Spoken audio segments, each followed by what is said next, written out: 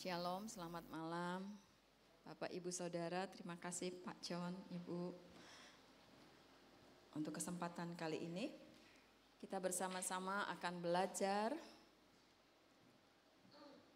tentang kebenaran firman Tuhan. Kita sama-sama belajar ya. Oke, 2 bulan yang lalu kita pernah belajar tentang pokok anggur.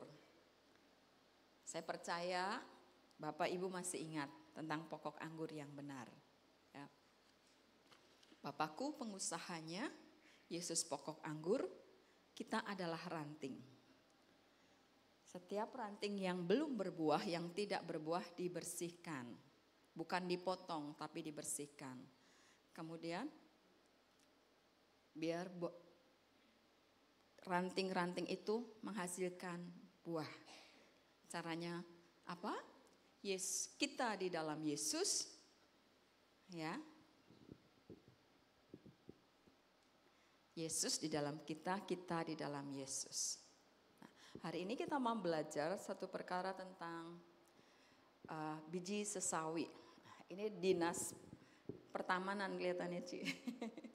Kemarin pokok anggur, ini sesawi, biji sesawi, ya.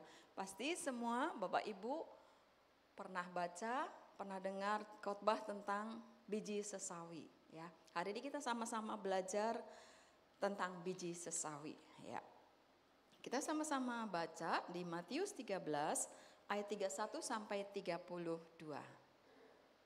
Kita baca bersama ya. Bapak-bapak ayat 31, ibu-ibu ayat 32. Oke, 3, 4.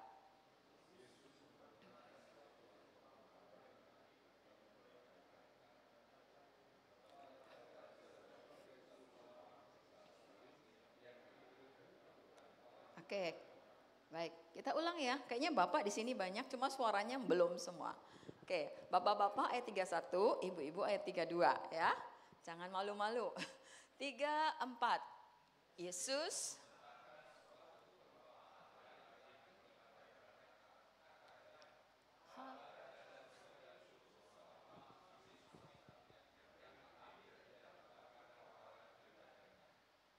memang biji itu dari segala jenis benih. Tetapi apabila sudah tumbuh, sesawi itu lebih besar daripada sayuran yang lain.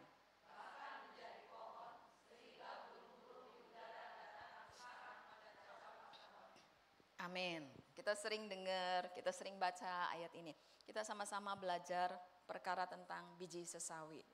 Dikatakan hal kerajaan sorga seumpama biji sesawi yang ditaburkan orang di ladangnya. Kita mau belajar dulu apa sih kerajaan surga. Kerajaan surga artinya kerajaan Allah. Dan di Roma 14 ayat 17 berkata bahwa kerajaan sorga itu bukan cuma tempat nanti kita di sana. Tetapi kerajaan sorga juga berbicara tentang ini. Roma 14 ayat 17 berkata, sebab kerajaan Allah bukanlah soal makanan dan minuman, tetapi soal kebenaran, damai sejahtera, dan sukacita oleh Roh Kudus. Jadi hari ini kita bicara kerajaan sorga di sini bukan soal tempat nanti kalau kita sudah tutup usia atau dipanggil Tuhan. Tetapi kerajaan Allah ini bicara juga soal keadaan. Keadaan kita saat ini di bumi. Kerajaan Allah. Kalau yang namanya kerajaan berarti itu suatu negara, suatu tempat yang punya pemerintahan. Amin. Nah, kalau Roma dikatakan kerajaan Allah bukan soal makan dan minum. Artinya kerajaan Bapa kita bukan soal-soal yang jasmani. Bukan soal-soal makan dan minum. Makan dan minum adalah hal yang pokok, yang penting yang dibutuhkan manusia. Tapi dibilang kebenaran, damai sejahtera dan sukacita. Artinya apa? Kerajaan Allah Bapa kita, Tuhan Yesus selalu memfokuskan hal-hal yang ada di dalam jiwa kita dan roh kita. Nah, itulah yang harus kita pahami. Kita sebagai orang Kristen jangan terfokus kepada makan dan minum. Yang sebentar aja selesai, sebentar aja enggak ingat.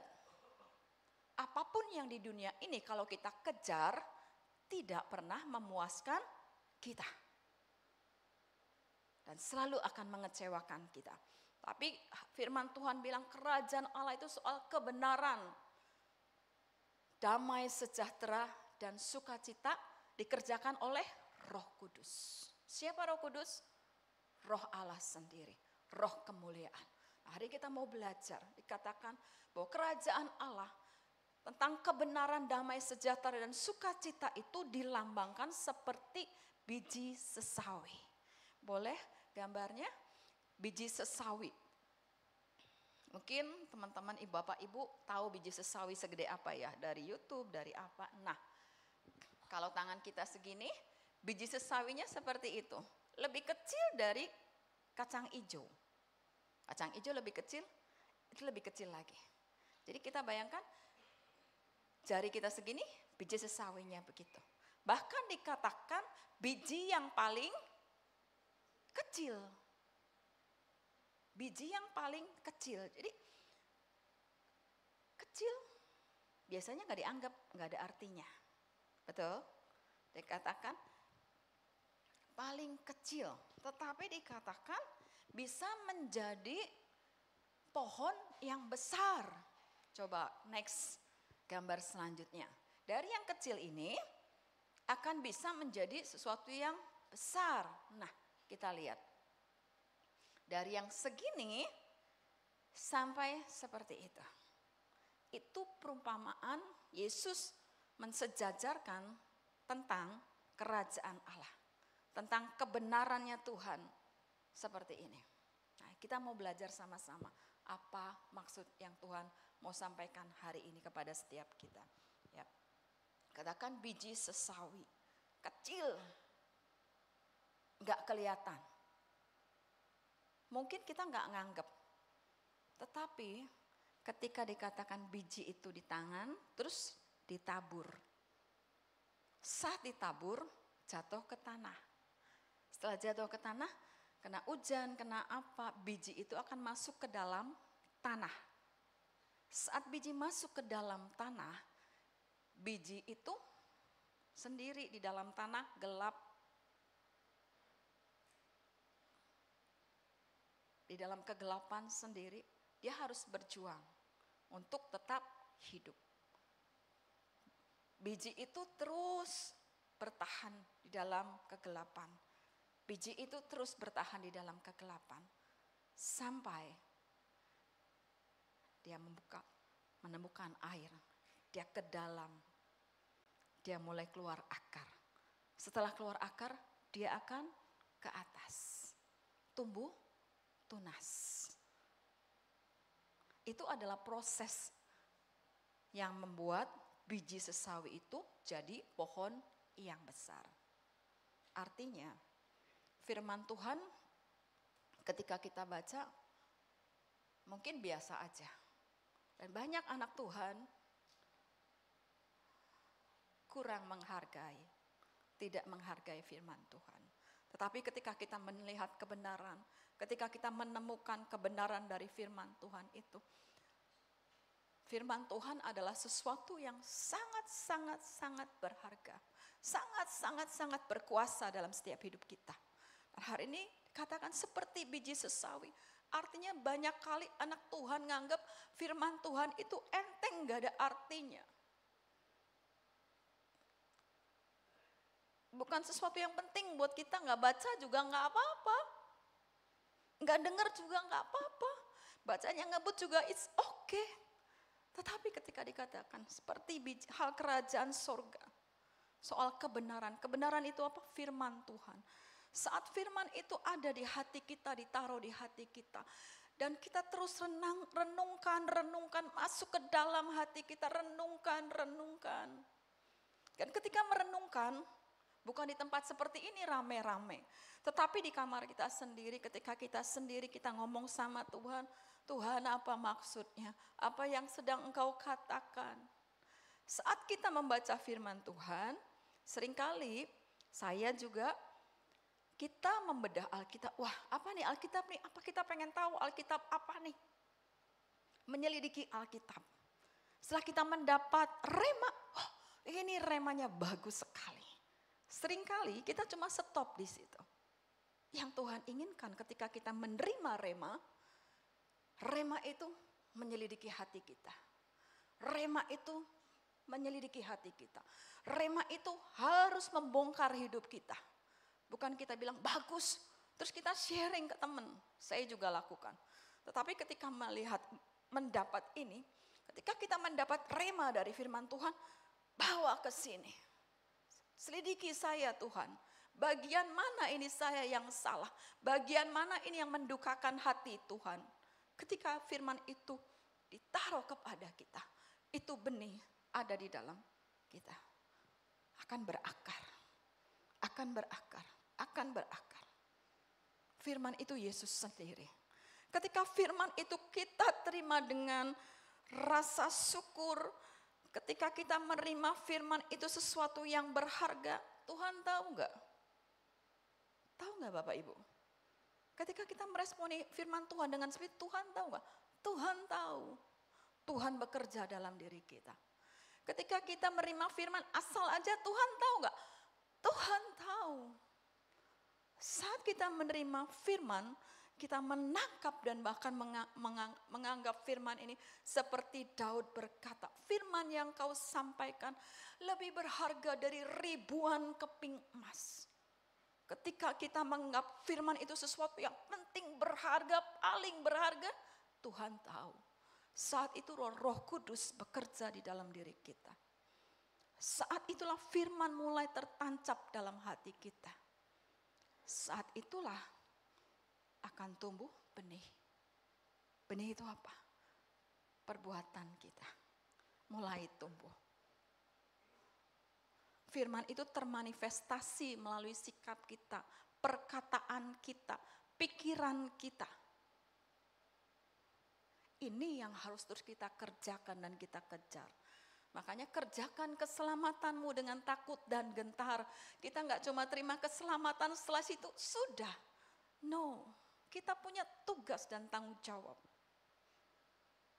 Firman itu, benih itu ditaruh. Gelap. Ada waktu nggak? Ada. Berhari-hari, berminggu-minggu, bahkan mungkin berbulan. Baru tumbuh. Demikianlah kesetiaan kita ketika kita tidak mendengar suara Tuhan, kesetiaan kita ketika terus mencari Tuhan, Tuhan perhitungkan. Artinya demikian juga saat kita di dalam proses hidup kita, di atas kita sendiri, dalam lembah kekelaman kita, kita bersama dengan Tuhan, saat itulah Tuhan sedang memperkuat akar iman kita.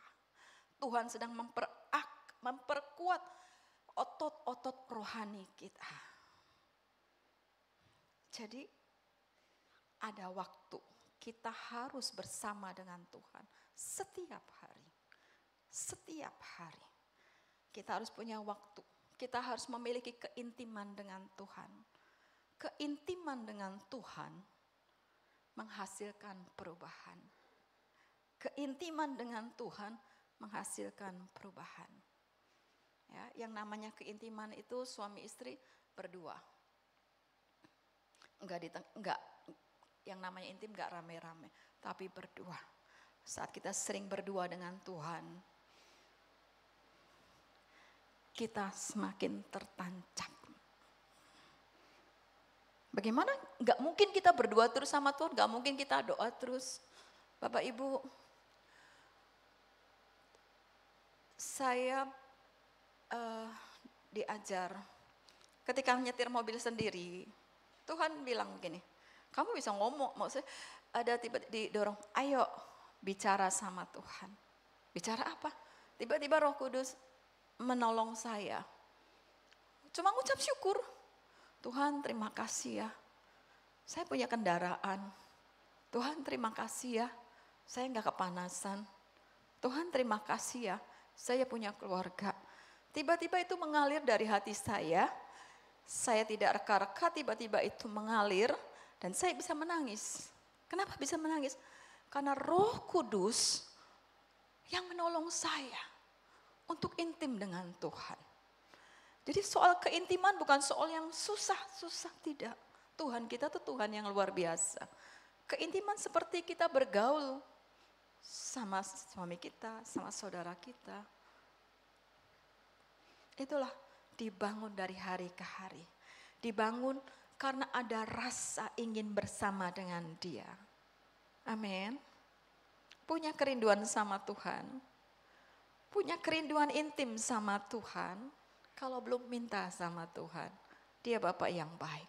Minta, Tuhan, saya pengen intim sama Tuhan. Tuhan, saya pengen belajar mengenal Tuhan. Bisa saudara, bisa. Tuhan kita tuh Tuhan yang sangat baik. Tuhan yang hebat. Ya. Tadi dikatakan benih itu di tanah. Masuk ke dalam baru keluar tunas. Tunas keluar ada tantangannya. Jadi kecil semakin besar ada tantangannya. Demikianlah hidup kita. Setiap saat ada tantangan. Dan setiap tantangan kesempatan kita mengenal Tuhan. Amin. Jadi kalau ada tantangan, ada apa? Jangan diusir. Jangan diusir dalam nama Yesus. Pergi dari hidup saya. Tuhan gak pernah nyuruh begitu. Tapi Tuhan menyuruh. Aku tidak pernah meninggalkan engkau. Ketika kamu dicobai, aku memberikan jalan keluar. Itu orang Kristen yang dewasa. Ketika ngadepin tantangan, terima kasih Tuhan, saya akan mengenal pribadi Tuhan. Saat kita sakit, kita mengenal Dia sebagai Yehovah Shammah.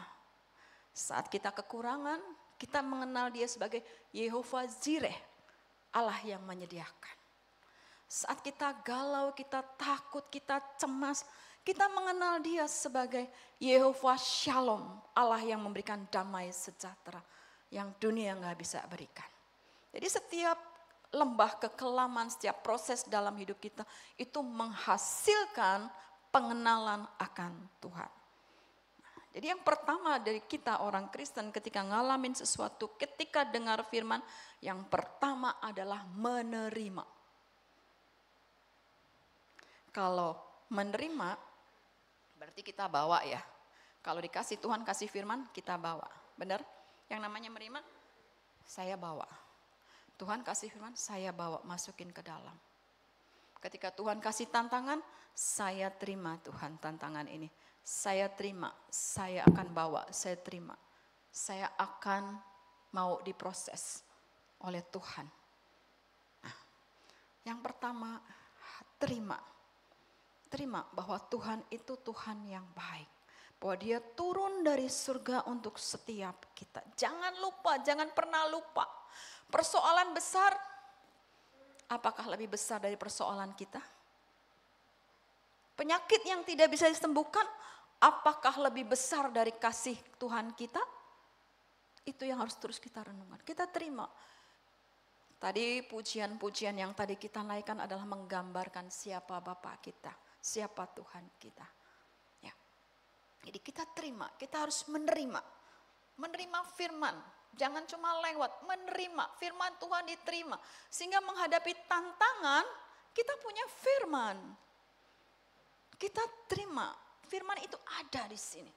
Jadi kalau ada apa-apa, Roh Kudus penolong kita akan mengingatkan firman yang pernah kita dengar. Itu Alkitab. Jadi setiap firman ketika ada khotbah, ada apa, baca Alkitab, firman itu ada di hati, minta sama Tuhan. Tuhan, aku minta firman-Mu ini dimateraikan dalam hati saya, ada di kepala saya, ada dalam mulut saya. Bisa, Bapak Ibu. Bisa, kita jangan cuma minta hal-hal yang jasmani. Kita mulai minta perkara-perkara rohani. Tuhan, aku minta firman-Mu. Ketika dia bilang, Tuhan taruh dalam hatiku, materaikan dalam hatiku, taruh dalam bibir mulutku. Ada di Alkitab. Kalau kita mau jadi orang Kristen berkemenangan, jadi orang Kristen dewasa, lakukan apa yang firman Tuhan katakan. Kita mengejar perkara-perkara sorga. Kita mengejar perkara-perkara yang di atas, bukan yang di bumi. Kemudian proses tumbuh, banyak tantangan. Proses tumbuh, banyak sekali godaan. Tetapi Ingat, setiap firman yang diberikan kepada kita itu akan membuat kita melewati setiap proses. Ya. Jadi firman itu di dalam hati kita. Nah, ketika kita mulai bertumbuh, kita memiliki keintiman dengan Tuhan, maka akan lahir perkara-perkara yang besar. Ketika perkara-perkara yang besar itu lahir, maka seperti tadi, menjadi seperti pohon yang besar. Dikatakan lebih besar dari sayur. Saya sempat konsul sama Pak John, Om John. Sesawi itu kayak apa sih kalau saya lihat di itu? Ada yang dibilang kan kayak sayur, jadi lebih besar dari jenis-jenisnya sih herbal gitu ya. Herbal sebenarnya, bijinya tuh nanti bisa dibikin mustard. Ada kan selai mustard gitu ya. Nah itu sesawi itu mengandung antioksidan yang sangat tinggi. Dia juga anti kanker. Ternyata biji sesawi itu sangat besar khasiatnya. Ya, nah dikatakan tumbuh, dia tumbuh bisa sampai 3 meter, 4 meter. Artinya apa? Ketika kita dalam sama Tuhan akan menjadi besar. Bukan kita yang besar, tapi Tuhan yang besar. Tuhan yang besar. Dan dikatakan pohon itu besar, artinya Tuhan besar di dalam kita. Kita semakin kecil. Apa yang kita lakukan, itu kita melakukan karena Tuhan yang memberikan kekuatan. Kita menginginkan sesuatu yang baik, yang mulia, itu Tuhan yang bekerja dalam diri kita. Dan dikatakan ketika pohon sesawi itu menjadi besar, di situ banyak burung. Artinya bisa menjadi tempat kehidupan. Di mana kita ada, roh Tuhan bekerja. Di mana kita ada, banyak orang yang akan mendapat keteduhan. Artinya apa? Tuhan nyata dalam hidup kita. Tuhan nyata dalam hidup kita. Itulah seharusnya yang terjadi dalam kehidupan orang Kristen. Kalau kemarin minggu kita belajar tentang garam dan terang dunia, kamu adalah garam dunia, kamu adalah terang dunia. Artinya kita sudah dikasih identitas sama Tuhan. Tanpa kita harus berusaha. Kamu adalah garam. Kamu adalah pribadi yang akan membawa pengaruh. Artinya apa? Tuhan sudah memberikan rohnya di dalam kita. Untuk memberikan pengaruh. Jadi bukan karena kita, bukan kuat kita, bukan bisa kita, tetapi Tuhan yang di dalam kita itu yang akan bekerja. Kita akan lihat Lukas 17 ayat 6.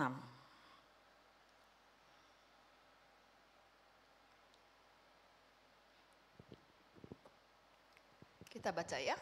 Jawab Tuhan, kalau sekiranya kamu mempunyai iman sebesar biji sesawi saja, kamu dapat berkata kepada pohon ara ini, terbantunlah engkau dan tertanamlah di dalam laut, dan ia akan taat kepadamu. Kalau baca ini, Bapak Ibu, apa yang ada di pikiran Bapak Ibu? Apa Bu Yuli? Kalau sekiranya kamu mempunyai iman sebesar biji sesawi saja, yang kecil banget, dan berkata kepada gunung itu, artinya apa? Artinya, ketika kita mau sama Tuhan, kita memiliki apa? Kita nggak pernah memiliki, kita nggak mempunyai, kita tidak memiliki sesuatu apapun yang baik, yang besar. Coba ya, imanmu sebesar biji sesawi. Iman itu apa sih? Iman dasar dari segala, kalau Ibrania. Iman itu sama dengan kasih. Iman itu sama dengan kasih. Ketika kita mengasihi Tuhan, kita percaya kepada Dia. Kita nggak lihat, kita percaya. Kita nggak menyaksikan, kita percaya sama Dia. Karena apa? Kasih. Ketika kita punya kasih kepada Tuhan, sedikit aja benar-benar maksudnya benar-benar kita cuma kecil aja. Ketika kita punya iman percaya bahwa dia itu Tuhan satu-satunya. Hati kita percaya sama Tuhan. Kuasa Tuhan turun. Artinya Tuhan bekerja sesuai dengan kapasitas kita. Gak usah kita harus begini A, B, C dulu baru Tuhan bekerja. No. Tuhan kita bukan seperti manusia. Tuhan kita melihat hati. Ketika hati kita sungguh-sungguh, Tuhan bekerja. Hati kita sungguh-sungguh, Tuhan bekerja. Hati kita sungguh-sungguh, Tuhan bekerja. Ya. Jadi segala sesuatu yang terjadi dalam kehidupan kita, kemenangan yang kita alami, perjuangan-perjuangan yang kita bisa lewati, bukan karena kita. Bukan karena kita bisa, bukan karena kita mampu. Tetapi karena siapa dia yang kita percayai. Jadi kalau Tuhan bekerja, bukan karena iman kita besar sama dia. Bukan karena kita sudah melakukan firman Tuhan, bukan. Tetapi karena dia yang kita percayai. Tetapi karena kasihnya kepada kita, dia melakukan. Karena kasihnya yang besar kepada kita, dia lakukan untuk kita. Hari ini kita mau belajar satu perkara. Mulailah dari apa yang diri kita punya. Kita mulai sungguh-sungguh berpikir, sungguh-sungguh menyadari. Kita itu tidak ada apa-apanya sama Tuhan. Kita cuma punya sesuatu yang kecil dalam diri kita, bahwa Tuhan, saya mau percaya sama Tuhan. Saya mau ikut apa yang Tuhan mau. Punya itu aja. Punya iman kepada dia, Bapa yang baik. Bapa yang punya rencana, Bapa yang punya segala sesuatu yang baik buat kita. Saat kita percaya sama itu, percayalah, kuasa itu akan turun dalam hidup kita. Apapun persoalan kita, Tuhan hadir dalam hidup kita. Perumpamaan biji sesawi yang kecil, biji paling kecil, tapi jadi pohon yang lebih besar dari yang lain. Artinya salah satu perbandingan yang sangat besar, yang sangat jauh. Ya, hari ini kita belajar. Jadi bukan soal ukuran iman kita, bukan soal perbuatan kita baik, bukan soal apapun yang kita lakukan. Tetapi ini tentang Tuhan yang kita percaya. Kalau semua terjadi kita bisa melakukan apapun, itu karena Tuhan yang kita percaya. Nah, kita baca di Yohanes 14 ayat 16 sampai 17.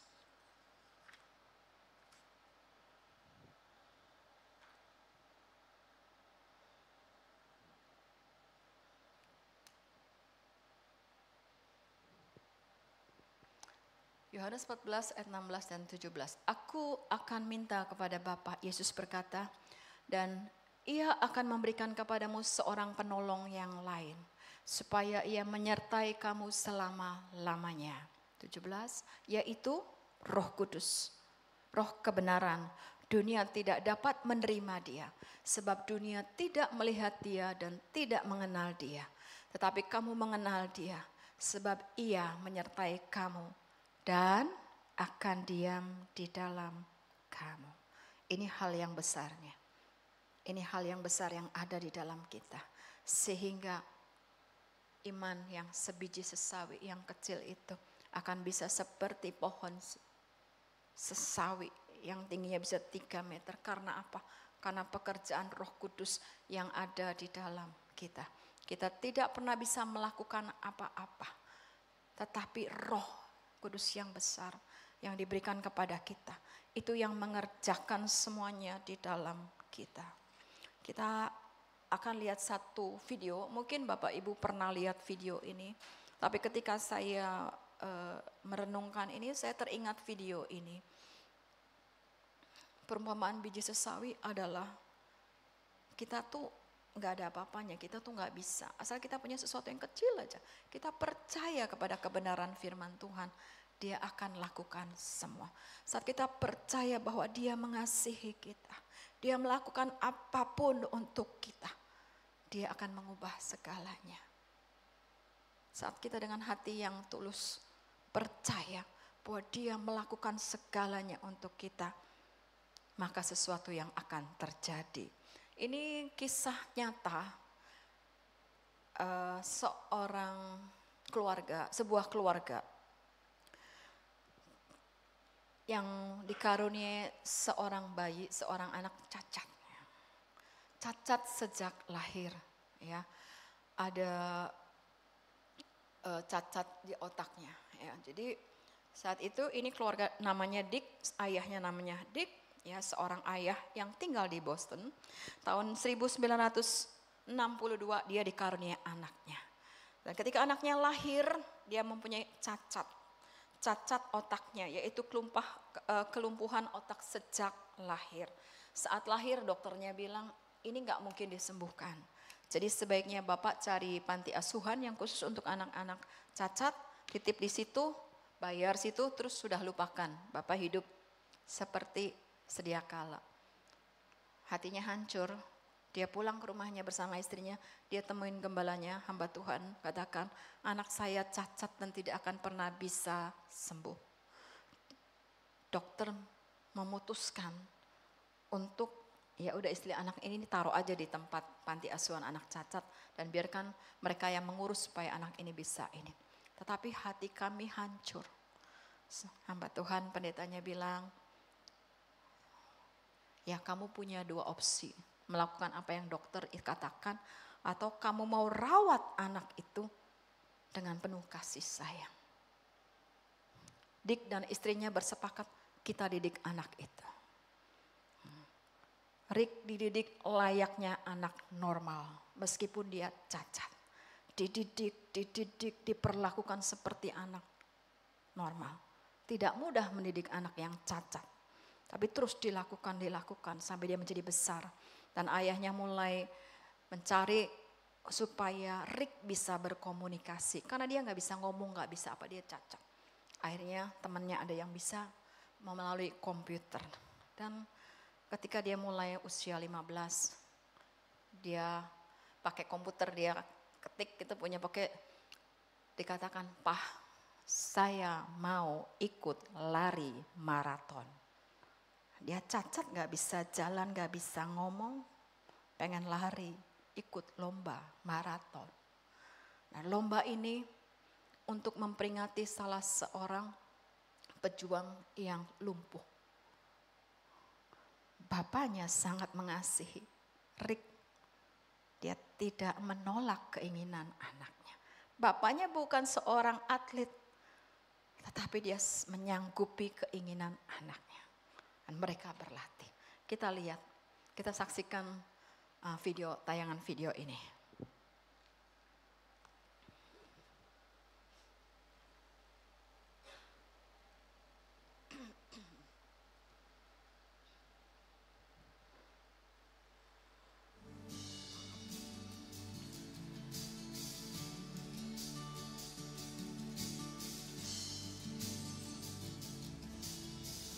Dia sejak lahir cacat. Cacat otaknya.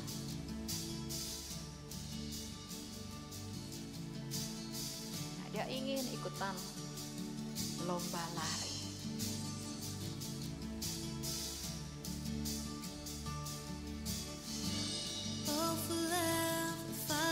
Ayahnya mau berlatih bersama anaknya. Bukan cuma maraton yang ingin dia ikuti. Maraton, lomba-lomba yang lain ingin diikutinya. Dan Rick ingin ikut lomba triathlon. Yaitu lomba renang, lomba sepeda, lomba lari.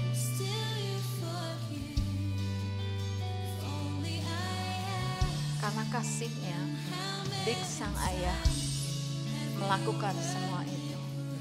Dia berlatih, dia berlatih.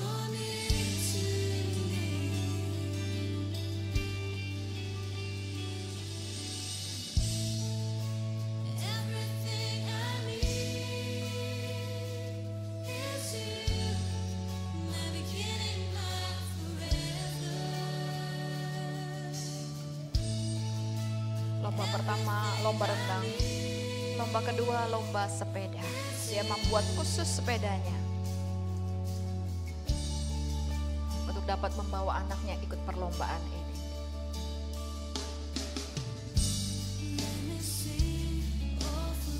Lomba sepeda ini 180 km panjangnya.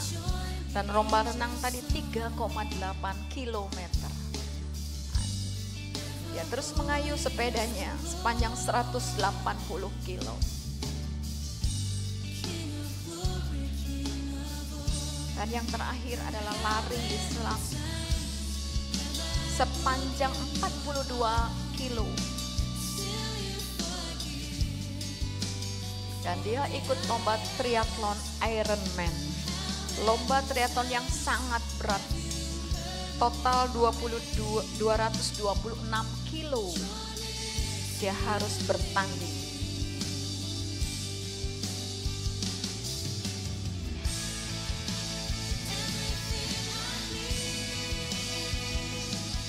Dia melakukan segala sesuatunya karena kasihnya kepada anaknya.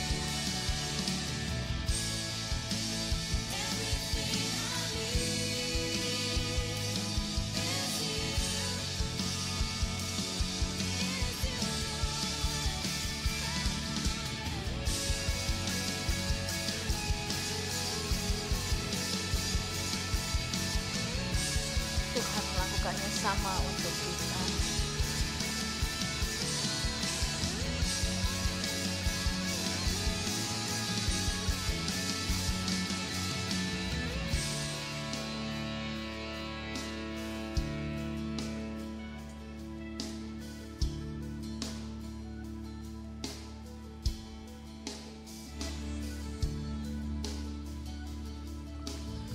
Karena begitu besar kasih Allah akan dunia ini, sehingga ia mengaruniakan Yesus anaknya yang tunggal, supaya siapa yang percaya tidak binasa, tetapi beroleh hidup yang kekal. Mari kita bangkit berdiri. Biarlah film ini kita renungkan. Inilah kita, seperti Rick, kita nggak pernah bisa apa-apa. Kita tidak punya kemampuan untuk bertanding di dalam pertandingan hidup ini yang sangat berat.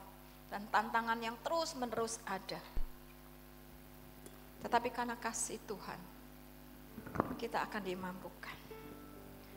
Rick dan Dick melakukan 1091 kali perlombaan.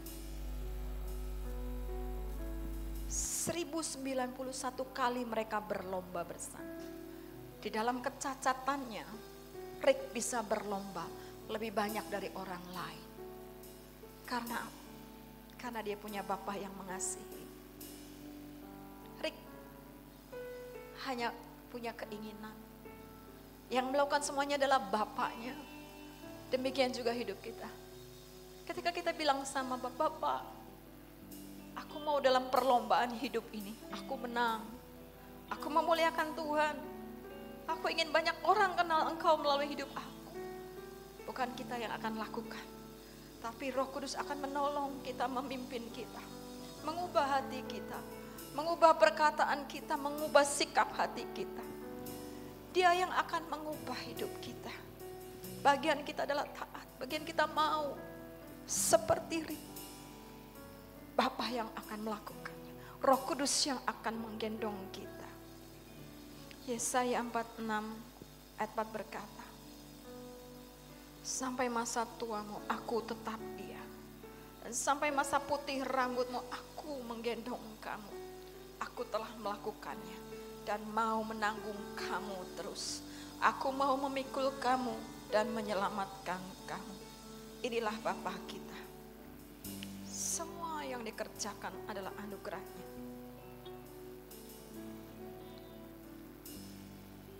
Hidup kita seperti biji sesawi. Kecil tidak berarti. Tetapi karena kasih-Nya, kita akan dijadikan jadi pohon yang besar untuk kemuliaan Tuhan. Karena Tuhan akan melakukan pekerjaan-pekerjaan besar dalam hidup kita. Ketika kita bersama dengan Tuhan. anugerah-Mu Tuhan.